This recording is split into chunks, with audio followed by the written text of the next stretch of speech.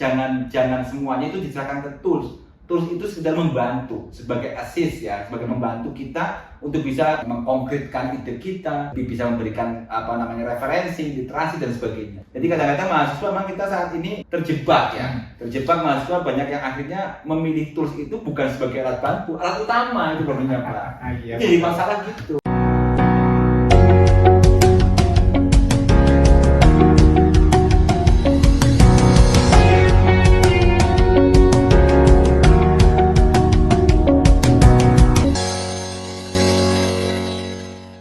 Oke, bismillahirrahmanirrahim. Assalamualaikum warahmatullahi wabarakatuh. Ketemu lagi dengan Dr. Edha di Edha Podcast, kolaborasi dengan Blaterian Fakultas Teknik Universitas Jenderal Sudirman.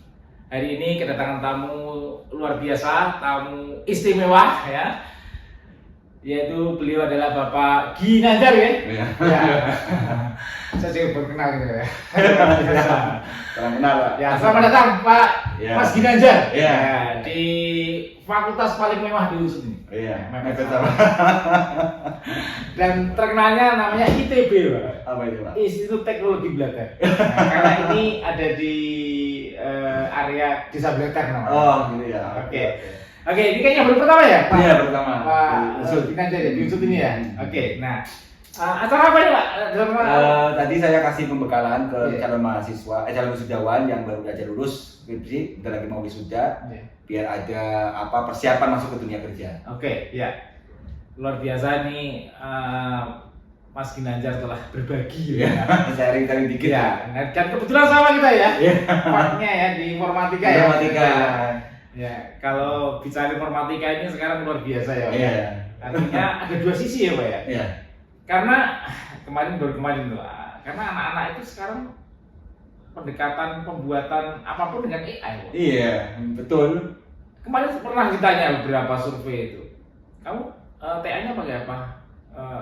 Maksudnya artinya pendekatannya 60%.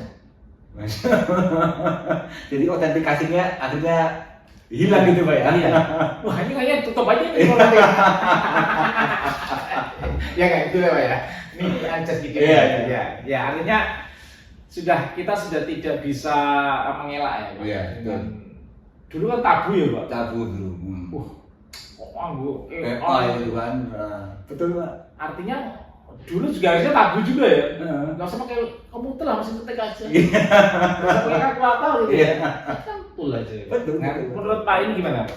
Ya sekarang nggak bisa dielak lagi ya perkembangan teknologi saat ini. Jadi terkait dengan penyelesaian pekerjaan, termasuk karya ilmiah itu tidak bisa kita hindari mahasiswa kita atau bahkan kita sendiri itu memang menggunakan tools bantuan ya untuk bisa menambah mungkin literasi atau menambah referensi atau mungkin pengkayaan ya dalam hal karya ilmiah atau yang lainnya.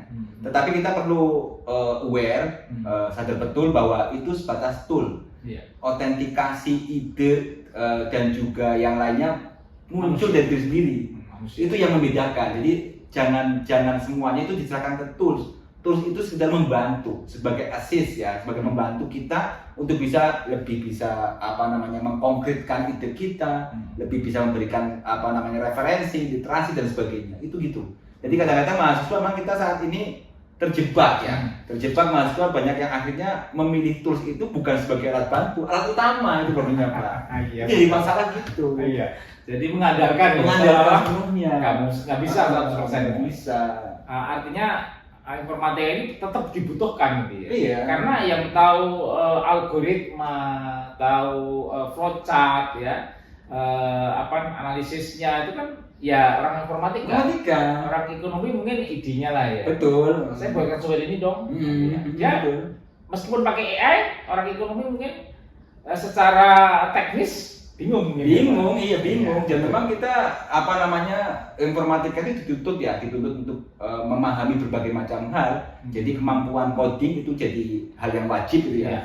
Karena sebagai requirement utama ya. Tapi kemampuan yang lain seperti analisis, seperti desain, seperti quality assurance, kemudian juga dia bisa manage project, terlibat di industri dengan metode Scrum misalkan untuk menyelenggarakan proyek dan sebagainya. Itu hal yang menjadi nilai plus bagi orang-orang informatika ketika paham itu, jangan seperti itu. Betul. Jadi jangan semuanya ditumpukan pada AI. AI sekali lagi bukan sebagai alat utama, tapi tool saja yang membantu kita itu gitu. Itu yang menjadi problem situ, Pak. Oke, luar biasa Mas Derajat. Ya. Nah, kembali ke teknik ya, Pak, ya. Oke. Alumni teknik ya, secara karena nih kebetulan pembekalannya di fakultas teknik ya. Siap. Artinya alumni teknik ini kan di era AI atau digital transformation ini apakah siap kerja atau tergeser? Nah, artinya apa? Artinya IP tidak menjamin. Betul. Kan IPK itu menjamin ya. Artinya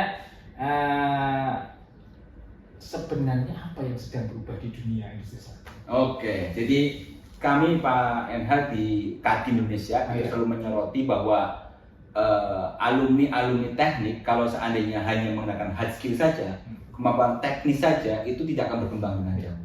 Tetapi lebih dari itu, untuk bisa mengimprove tadi yang saya sampaikan sama teman-teman mahasiswa ada dua hal. Yang pertama adalah soft skill tentunya, kepemimpinan, komunikasi, integritas, kerjasama dan sebagainya itu jadi poin penting sekali. Jadi kadang-kadang anak-anak teknik itu mengabaikan itu.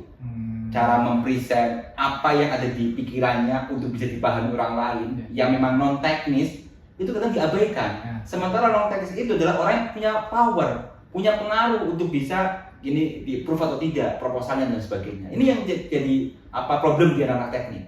Komunikasi, kepemimpinan, networking yang kedua. Setelah soft skill, networking. Kadang-kadang anak teknik itu asik dengan dirinya sendiri. Dia tidak mau mencoba menjalin kerjasama, menjalin pertemanan dengan yang di luar bidang. Ini menurut saya untuk anak teknik bagi saya bunuh diri sih, Pak.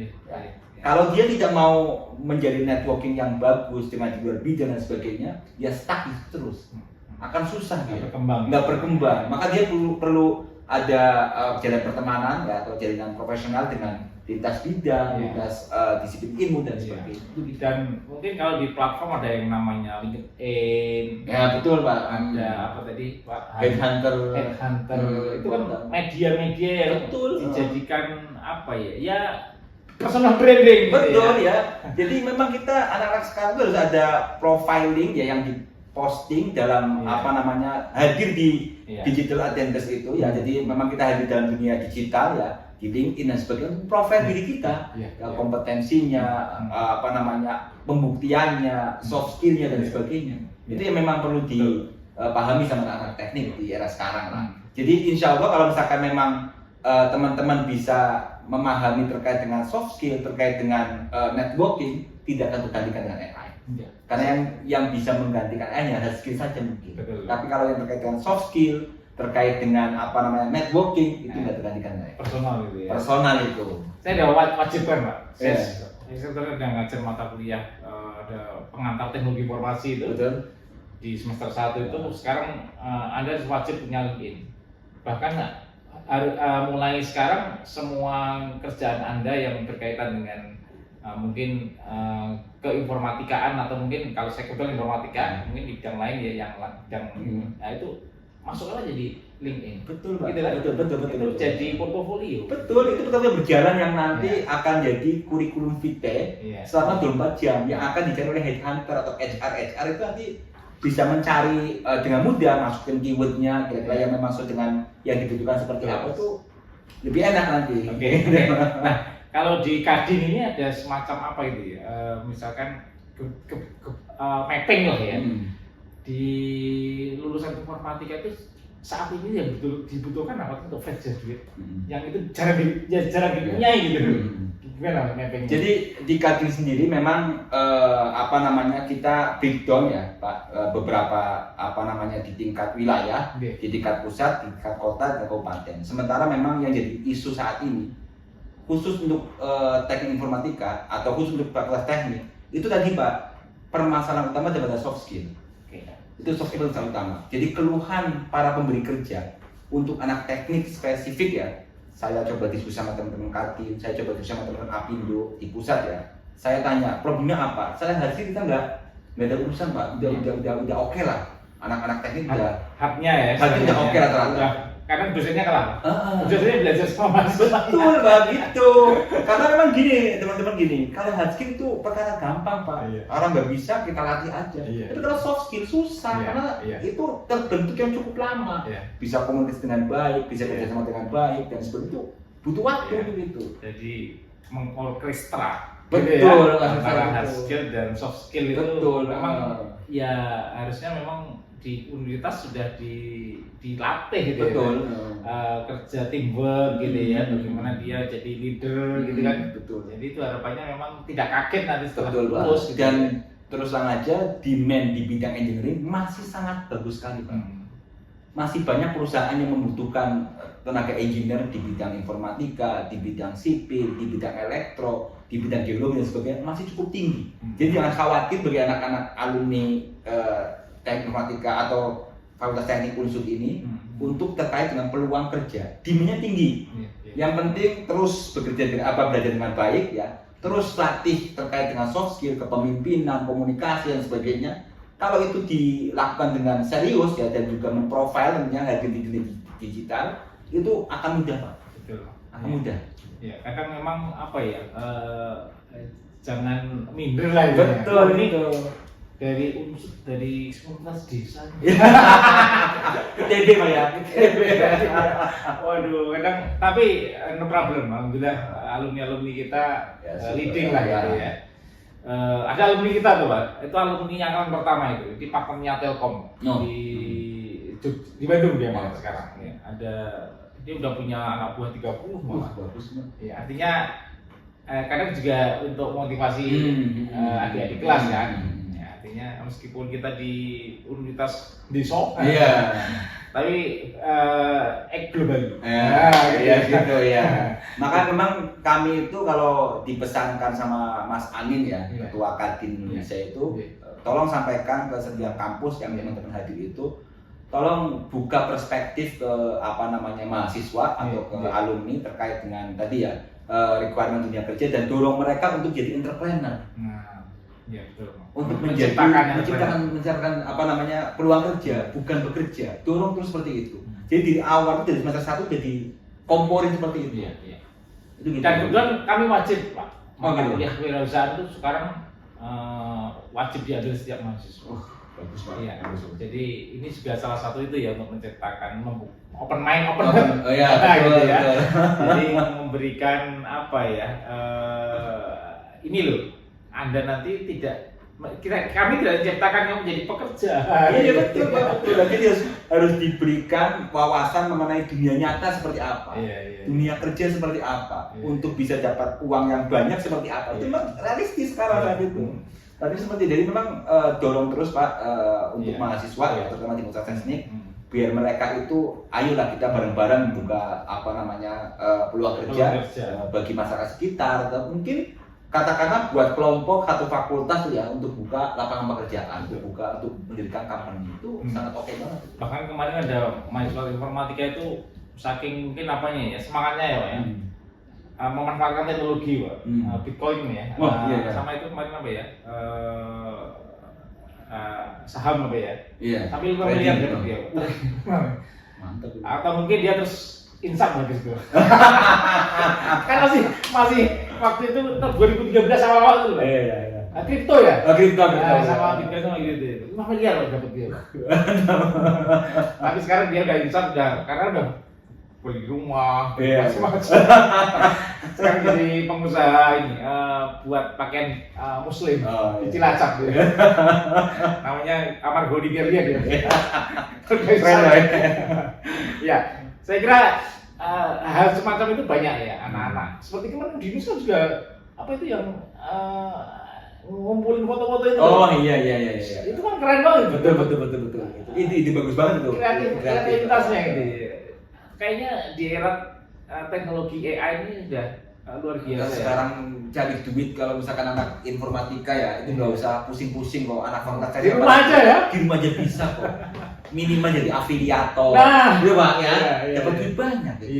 Iya. Jadi punya toko di Shopee, punya toko di TikTok dan sebagainya itu udah duitan semua itu. Betul. Jadi bagi anak teknik khususnya nggak usah khawatir pokoknya. Yang penting serius belajar, serius kuliah, kemudian kalau memungkin kalau bisa wajib ikut kegiatan kemahasiswaan. Karena soft skill itu terlatih di kegiatan kemahasiswaan, ikut BEM, ikut BPM, ikut HM, ikut UKM, itu penting banget itu untuk bisa meningkatkan kapasitas soft skillnya. Jadi nanti nggak instan masuk ke dunia kerja. Begitu Pak. Siap kerja ya. Siap kerja itu. Jadi cari bagi para orang tua yang mau cari mantu-mantu bisa di teknik ini. Iya. Dulu Oke, ya. Tadi diberitahukan. Iya dong, kan gitu. Kita semangat sama teknik Pak. Oke Pak, ini sekarang balik ke ini zaman AI kan sekarang zaman automation. Iya. Ya, artinya ini kan perlu semua automation ya, Iya. bisa di remote gitu ya. Nah, ke depan gimana ininya ya Pak? Iya, kemungkinan akan terus Pak. Teknologi itu nggak bisa dihentikan ya. Kita Iya. kadang-kadang tidak bisa menghentikan. Sekarang ada AI, udah AI nggak usah dan sebagainya. Itu akan susah. Sama kayak dulu itu ada email masuk pertama kali. Itu nggak mungkin kantor pos itu komplain. Gara-gara email, akhirnya kantor pos jadi nggak laku untuk kirim surat. Nanti kan bisa seperti itu Pak. Tetap jalan Itu masih. jalan terus. Nah, memang itu butuh improvisasi, butuh Iya. inovasi yang bagus dari setiap orang ini. Jadi yang namanya AI itu nggak bisa dihentikan, bahkan mungkin akan lebih maju lagi. Maka tadi yang tidak bisa tergantikan adalah soft skill Pak. Iya. Sekali lagi soft skill dan juga tadi long life learning. Terus belajar, karena seringkali saat ini katakanlah apa yang diambil tema untuk mahasiswa skripsi ya itu yang terbaru. Mungkin 2 bulan kemudian di industri itu yang udah usang, nggak dipakai lagi. Tapi kalau nggak ada smart long life learning, nggak pernah adaptasi, nggak pernah mau belajar terus, tertinggal nanti Pak, nggak sesuai dengan tuntutan zaman ini. Jadi karakter untuk jadi adaptif, karakter pembelajar itu harus tertanam untuk anak teknik. Iya. Karena AI, automation, kemudian juga Internet of Things dan sebagainya itu bisa mudah sekali menggantikan posisi peran kita terkait dengan hard skill terutama ya. Kalau soft skill agak susah. Nah, berarti sebenarnya apa sih yang perlu dipunyai atau mindset alumni ini ya bisa bertahan di industri ya, artinya yang terus berubah sangat cepat ini Mas. Iya. Selain tadi soft skill ya, Iya. hard skill. Jadi memang tadi ya saya sampaikan karakter adaptability ya, karakter adaptif terhadap perkembangan zaman, kemudian juga mau belajar terus, long life learning ini harus dimiliki oleh alumni teknik Fakultas Unsur ini. Karena apa? Karena seringkali apa yang kita pelajari saat ini, udahlah jangan usah jauh-jauh. Semester 1 belajar apa, semester 6 udah usang kita belajar. Iya. Apalagi di industri, gitu kan Pak? Jadi apa yang diangkat sebagai tema skripsi saat ini, mungkin aja di industri udah usang. Jadi kalau tidak mau beradaptasi dengan perkembangan zaman, dengan tuntutan teknologi, dengan tuntutan industri dan sebagainya, tertinggal ini. Jadi long life learning itu jadi sebuah karakter untuk anak-anak Unsur, untuk Fakultas Teknik Unsur ini. Jadi terus belajar sepanjang masa, kapanpun dan dimanapun, jangan sampai ini tergantikan. Itu gitu. Ya, artinya kemampuan itu kan juga mungkin harus dibuktikan dengan sertifikasi. Betul Pak. Nah, itu kan bukan isu lagi ya Pak, Iya. wajib ya. Artinya kalau di perguruan tinggi harus punya selain ijazah S1, ijazah wujud ya, tunjukkan dong ya. Enggak ada hubungannya dengan itu. Harus punya surat keterangan pendamping ijazah. SKPI itu ya. Nah, gimana itu Pak? Ya SKPI memang ini jadi hal yang penting untuk HR ya, untuk pencari kerja ya, pembuktian. Karena sekarang kan eranya bukan lagi kamu alumni mana, Iya. tapi kamu kompeten di bidang apa. Tapi bahkan mungkin para pengusaha nggak melihat kamu jurusan apa, kamu kompetensinya apa gitu ya, kamu bisa apa gitu ya. Betul. Seringkali anak-anak akuntansi, anak-anak bisnis punya serkom di bidang IT, tapi informatika nggak punya serkom di bidang IT katakanlah. Itu lebih milih yang punya serkom Pak. Iya. Serkom itu penting sekali, pengakuan soalnya. Kemampuan, Kompetensi, ya. dan siapa yang melebihkan. Iya. Kalau misalkan informatika ya, sekelas AWS, kemudian juga ada Huawei, ada mungkin Microsoft, ada Google, itu diakui secara global gitu kan Pak. Itu yang memang menjadi poin. Nggak melihat lu harus orang IT ya. Nggak harus Pak. Sekarang udah disruption ya, jadi memang tidak lagi melihat alumni mana, tidak lagi melihat alma maternya siapa, mana dan sebagainya, atau saat programnya apa, tapi kompeten nggak, punya nggak Serkom ini, coba buktinya mana, itu seperti itu. Ya. Jadi saya sendiri juga Pak. Oh gitu ya. S1-nya peternak. S2 juga ilmu komputer. Mantap kali ya. Kompetensinya di komputer. Ternak virus. Oke Pak, jadi kalau kembali memang kampus harus diikuti ya Pak. Iya betul. Artinya sama-sama adaptif kan. Hmm. Industri juga adaptif ke teknologi, perkembangan AI dan sebagainya atau digital transformation. Kurikulum kita juga di situ kan. Betul Pak. Makanya mungkin harapannya OB ini ya, OB. campus education ini kan menjadi penjembatan Betul ya, betul. antara industri ya dengan kampus, antara mungkin government Yeah. dengan kampus, antara komunitas ya atau media dengan petahelik gitu ya. Betul. Ini terus di apa ya kembangkan gitu ya. Artinya alumni jangan siap training gitu ya. Tadi dikatakan dalam presentasi kan vokasi aja menyumbangkan Iya. 4,3%. Iya. Sementara gini ya, makanya kita juga perlu ya taubat bersama, taubat berjamaah terkait dengan kurikulum, terkait dengan regulasi dan sebagainya. Ini dari Kadin juga sama. Kami juga seringkali memberikan masukan ke pemerintahan melalui Kemendikti dan sebagainya terkait dengan sebenarnya peta okupasinya seperti apa. Ya. Kemudian juga terkait dengan job order industri seperti apa. Kalau kita mau menciptakan suatu program, memang demand-nya ada atau tidak. Itu perlu kajian. Jadi jangan serta-merta kita buka program dibebaskan, ya. Tidak ada pembatasan, siapapun boleh buka kampus, boleh buka program studi, tapi demand-nya nggak ada ternyata. Ini yang kasih nanti masuknya lagi. Betul Pak. Jadi teknik ini juga peluang-peluang buka prodi ya. Kadang juga harus apakah ada peminatnya. Betul Pak. Nah itu kan kadang harus ada. Dan dunia kerjanya bagaimana? Nah. Ada nggak peluang untuk itu? Masih ada apa enggak? Proyeksinya seperti apa? Apa namanya kira-kira kajiannya seperti apa dan seperti itu gitu. Memang nggak harus serta-merta. Kemudian juga yang terkait dengan kurikulum juga sama. Kebutuhan industri apa harusnya kan dipenuhi pada kurikulum ini ya. Jadi apa yang dibutuhkan, kompetensinya apa saja, ya sudah. Kampus tinggal mengikuti saja. Kalau kita di teknik, terutama di informatika, tertolong Pak di Aptikom. Ya. Karena sudah menciptakan instrumen terkait dengan OBE itu. Iya, ada standar guideline-nya, rule-nya harusnya ada. Karena kita ada hasilnya KKNI ya Pak. Betul, ada minimal standar untuk kurikulum di informatika seperti apa, di komputer seperti apa dan sebagainya. Kalau kita sih memang kemarin saya ikut di PII juga, saya juga kasih masukan ke teman-teman PII, tolonglah yang lain juga sama, jadi punya roadmap, punya peta okupasi di bidang keteknikan itu biar benar-benar clear. Kalian butuh buka program ini, demand atau tidak. Kemudian review kurikulum harusnya periodik dilakukan. Masih relate enggak dengan industri? Apa yang diajarkan di kampus masih oke apa enggak? Kan pengennya kan kampus itu jadi miniatur industri Pak. Jadi teman-teman mahasiswa itu nggak gagap ketika masuk ke dunia kerja. Dunia nyata. Iya betul. Betul tadi Pak. Artinya dokumen-dokumen itu nanti relate dengan OBE. Betul Pak. Kurikulum ini loh. Artinya setelah ada akreditasi, nah itu yang dipotretkan itu sudah sesuai dengan kita kita okupasi dengan KKNI yang mungkin asosiasi lah ya Indochais ya kan nggak nyampe kok ada IAI ada ISINDO gitu ya. Nah, ini akan saling gayung bersambut gitu ya. Betul. Iya gitu. Oke, luar biasa ini pertanyaan bincang singkat bermanfaat. Kesempatan pagi hari ini dengan Mas Ginanjar. Dan mungkin closing statement dulu.